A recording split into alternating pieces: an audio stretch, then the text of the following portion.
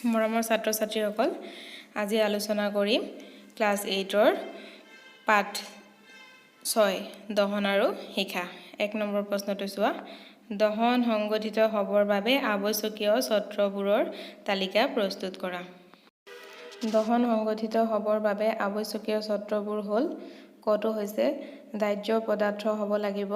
খটো দহনৰ বাবে সহায়ক অক্সিজেনৰ উপস্থিতিৰ প্ৰয়োজন। গটো জ্বলন বিন্দু পাব লাগিব। 2 নম্বৰ চোৱা, খালী ঠাই পূৰ কৰা। কটোত আছে কাঠ আৰু কয়লাৰ দহনে বায়ুৰ ডেছ ঘটায়।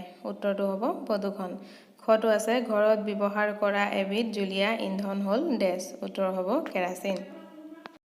গটো আছে দহন আৰম্ভ হোৱাৰ আগতে ইন্ধনক তাৰ ডেছ লৈ নিশ্চিত তপতাব লাগে। উত্তৰটো হৈছে জ্বলন আৰু বিন্দু। ঘটো হৈছে তেলৰ দ্বাৰা উৎপন্ন হোৱা জুইক ডেছৰ দ্বাৰা নিয়ন্ত্ৰণ কৰিব নোৱাৰি। উত্তৰটো হৈছে পানীৰ। 3 নম্বৰ প্ৰশ্নটো চোৱা। যান বাহনত CNGৰ ব্যৱহাৰে আমাৰ নগৰবোৰত কিদৰে প্ৰদূষণ কমাইছে? ব্যাখ্যা কৰা। উত্তৰটো হ'ব যান বাহনত CNGৰ ব্যৱহাৰে আমাৰ নগৰবোৰত বহু পৰিমাণে প্ৰদূষণ কমাইছে। পেট্ৰল বা ডিজেলৰ দহনত কাৰ্বন ডাই অক্সাইডৰ দৰে প্ৰদূষক উৎপন্ন হয়। কিন্তু CNG দহন কৰিলে এনে গেছ অতি সামান্য পৰিমাণেহে উৎপন্ন হয়, কাৰণ CNG অতি পৰিষ্কাৰ ইন্ধন। 4 নম্বৰ প্ৰশ্নটো চোৱা। ইন্ধন হিচাপে LPG আৰু কাঠ তুলনা কৰা। উত্তৰটো হৈছে ইন্ধন হিচাপে LPG আৰু কাঠৰ পাৰ্থক্য হ'ল: কটো হ'ব LPG দহনত কোনো অৱশিষ্ট নৰয়, আনহাতে কাঠ দহনত অৱশিষ্ট থাকে, যাক ছাই বোলে। খটো আছে LPG সহজে জ্বলি উঠে, আনহাতে কাঠ সহজে জ্বলি নুঠে। গটো আছে LPGৰ জ্বলনাংক অতি কম, আনহাতে কাঠৰ জ্বলনাংক বেছি। ঘটো LPG দহনত ধোঁৱা বেছি নোলায়, আনহাতে কাঠ দহনত যথেষ্ট বেছি ধোঁৱা উৎপন্ন হয়। 5 নম্বৰ প্ৰশ্নটো চোৱা। কাৰণ দৰ্শোৱা। কটো আছে বৈদ্যুতিক আহিলা জড়িত জুইক নিয়ন্ত্ৰণ কৰিবলৈ পানী ব্যৱহাৰ কৰা নহয়। উত্তৰটো হ'ল বৈদ্যুতিক আহিলা জড়িত জুইক নিয়ন্ত্ৰণ কৰিবলৈ পানী ব্যৱহাৰ কৰা নহয়, কাৰণ পানী বিদ্যুতৰ সুপৰিবাহী।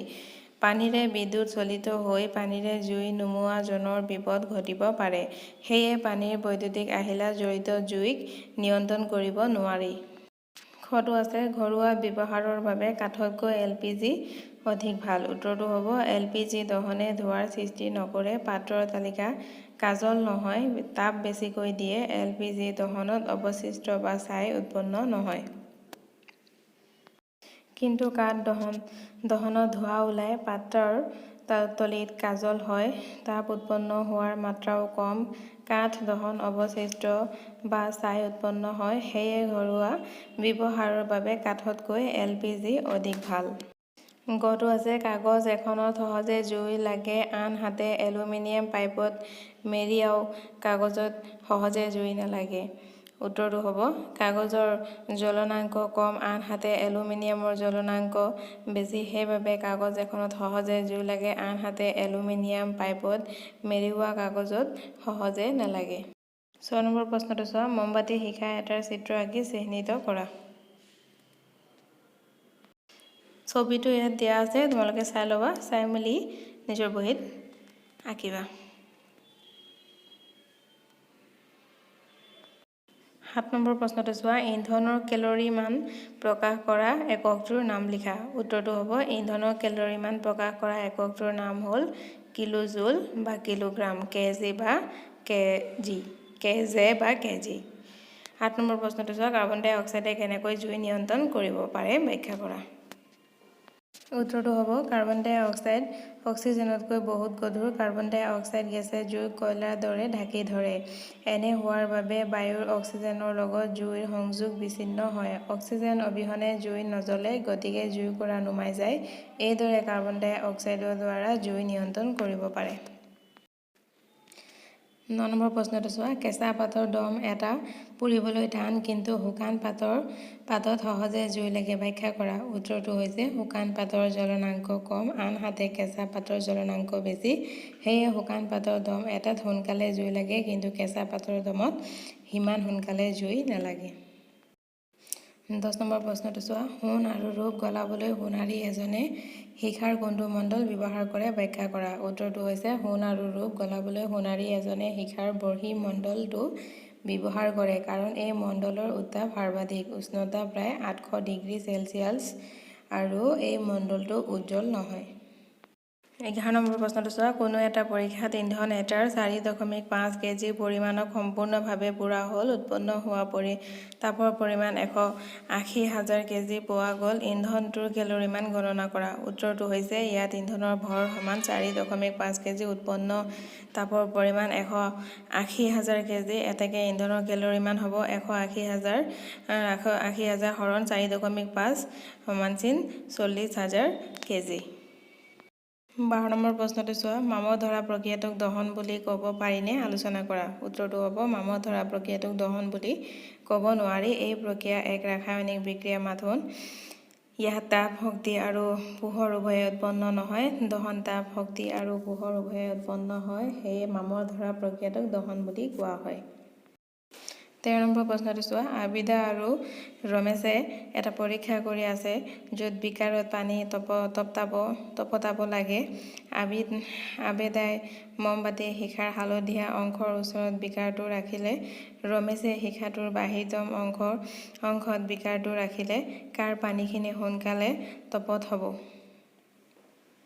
উত্তৰটো হ'ল ৰমেশৰ পানীখিনি সোনকালে তপত হ'ব, কাৰণ ৰমেশে শিখাৰ বহিঃমণ্ডল অৰ্থাৎ নীলা মণ্ডল ব্যৱহাৰ কৰিছে। বহিঃমণ্ডলৰ তাপ বেছি, আনহাতে আবিদাই হালধীয়া মণ্ডল ব্যৱহাৰ কৰিছে, হালধীয়া মণ্ডলৰ তাপ কম। অতিৰিক্ত প্ৰশ্ন উত্তৰ 1 নম্বৰটো আছে, মম আৰু কয়লা জ্বলাৰ পাৰ্থক্য কি? উত্তৰটো হ'ল মম এডাল জ্বলি শিখাৰ উৎপন্ন হয়, কিন্তু কয়লা জ্বলিলে নহয়। 2 নম্বৰ প্ৰশ্নটো চোৱা, দহন আৰু দাহ্য পদাৰ্থ কাক বোলে? উত্তৰটো হ'ব দহন। যি প্ৰক্ৰিয়াত দ্ৰব্য এটাই অক্সিজেনৰ সৈতে বিক্ৰিয়া কৰি তাপ উৎপন্ন কৰে তাক দহন বোলে। যিটো প্ৰবাহ দহন হয় তাক দাহ্য পদাৰ্থ বোলে। 3 নম্বৰ প্ৰশ্নটো চোৱা, আমাৰ শৰীৰত ঘটা দহনৰ বিষয়ে লিখা। উত্তৰটো হ'ব আমাৰ শৰীৰে খাদ্য গ্ৰহণ কৰে। খাদ্য হ'ল দাহ্য পদাৰ্থ। এই খাদ্য হজম হোৱাৰ পিছত তেজ কঢ়িয়াই নিয়া অক্সিজেনৰ লগত বিক্ৰিয়া হয়। বিক্ৰিয়াত তাপ শক্তি উৎপন্ন হয়, গতিকে খাদ্য দ্ৰব্যবোৰ ভাঙি তাপ উৎপন্ন হয় বাবে ই এক প্ৰকাৰৰ দহন। 4 নম্বৰ প্ৰশ্নটো চোৱা, দহন বা যে বায়ু অক্সিজেনৰ আৱশ্যক পৰীক্ষাৰ সহায়ত কিদৰে প্ৰমাণ কৰিব পাৰি লিখা।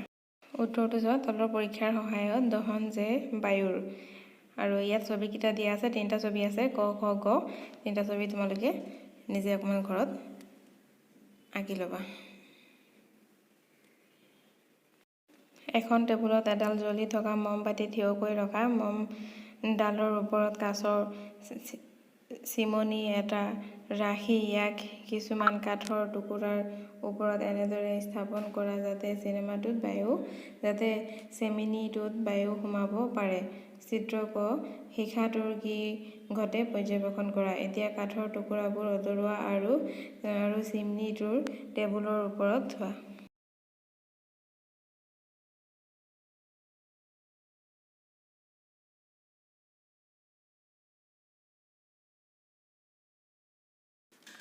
খটো আছে, শিখাটো পুনৰ পৰ্যবেক্ষণ কৰা। অৱশেষত চিমনীৰ ওপৰত এখন কাঁচৰ প্লেট ৰাখা। চিত্ৰ গ, শিখাটো আকৌ পৰ্যবেক্ষণ কৰা হ'ল।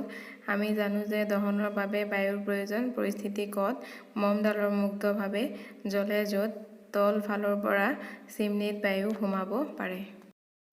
5 নম্বৰ প্ৰশ্নটো আছে, জ্বলন উষ্ণতা বা জ্বলনাংক কাক বোলে? উত্তৰটো হ'ব যি নিম্নতম উষ্ণতাত দ্ৰব্য এটাত জুই লাগে সেই উষ্ণতাক জ্বলন উষ্ণতা বা জ্বলনাংক বোলে।